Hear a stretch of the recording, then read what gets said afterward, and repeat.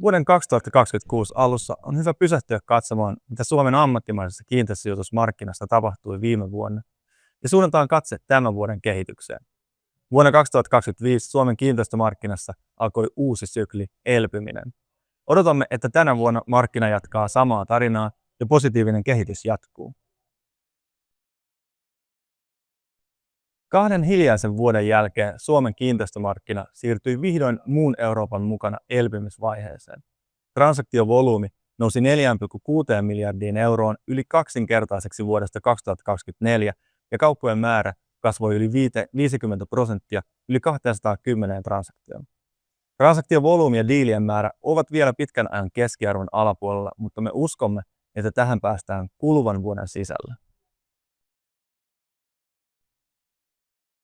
Kasvun taustalla olivat korkotason lasku ja rahoitusmarkkinoiden avautuminen sekä sijoittajaluottamuksen vahvistuminen.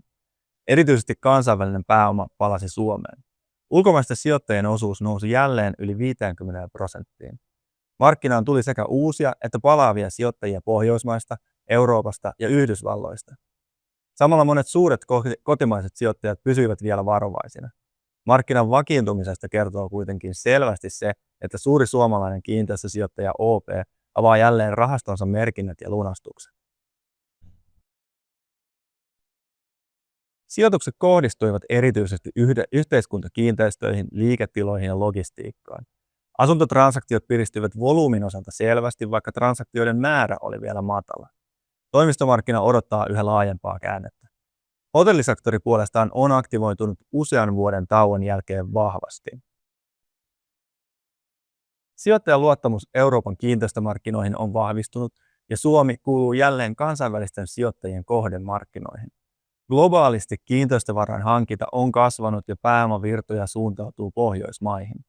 Pitkät vuokrasopimukset, ennustettava kassavirta, demografia ja kaupungistuminen tukevat erityisesti asuntoja, logistiikkaa sekä yhteiskuntakiinteistöjen ja liiketilojen eri alasegmenttejä.